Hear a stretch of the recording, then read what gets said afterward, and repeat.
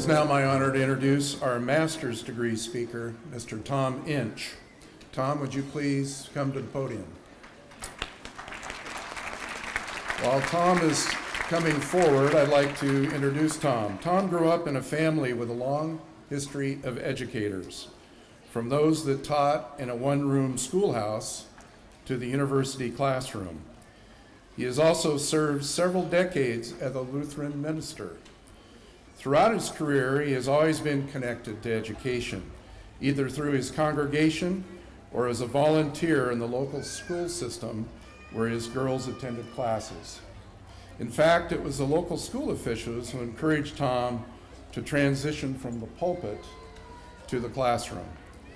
Educational professionals recognized very early Tom's innate talent as a highly skilled teacher and encouraged him to pursue a teaching degree. Tom Inch graduates today with a Master in Teaching degree. His classmates have chosen him to represent them as their graduation speaker, and they too recognize his unique gifts as a teacher. Congratulations, Tom, on this honor and a degree achievement. We look forward to your message this morning.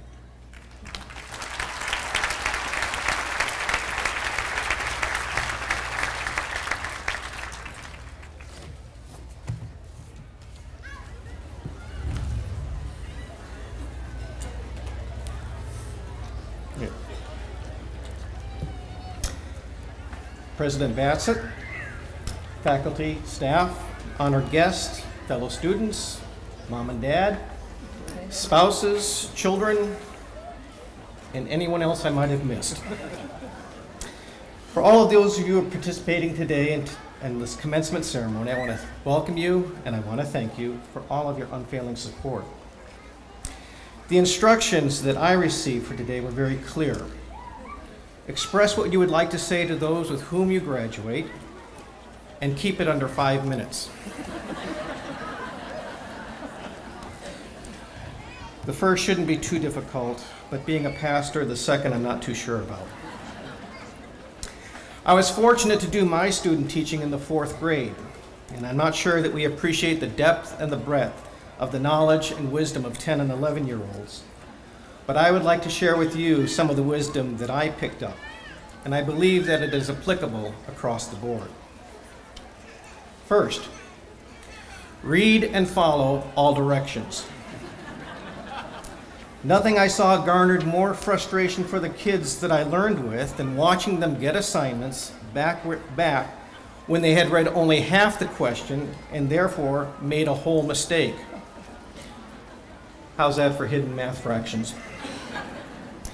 We are people who are in a hurry, we multitask, we cut right to the chase, and even now some of you are updating your Facebook account. What we need to do is slow down. We need to breathe. We need to take it all in. Consider our next move.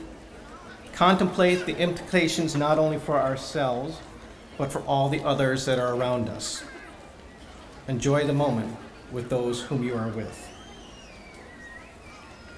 Number 2, always have a second pencil at the ready. The entry task for the day including having three pencils at the ready.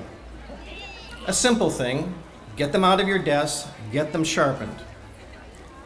The pencil, as small as it is a mighty instrument for communication. It was a primary means of teaching and responding. Without it, little could be done. For those who chose not to complete their entry task soon found themselves in a quandary. No pencil, no sharpener. How do I complete my work? This did provide a means for problem solving, a problem that could often be solved before it surfaced if awareness and responsibility are taken seriously. Number 3, only write with a pencil and make sure the eraser is a good one. As a means of communication, it is important that we consider carefully what we want to say. Writing with a pencil and having a good eraser can save one from a world of hurt and misunderstanding. Words can be used to hurt or to build up. Choose carefully what you want to say. Massage your wording well with a pencil and eraser before you release it to the world, or make it permanent with ink.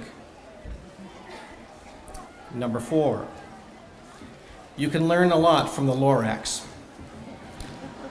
Dr. Seuss Day has to be one of the funnest days of the school year, even if you are volunteered to play the Lorax in the school staff play.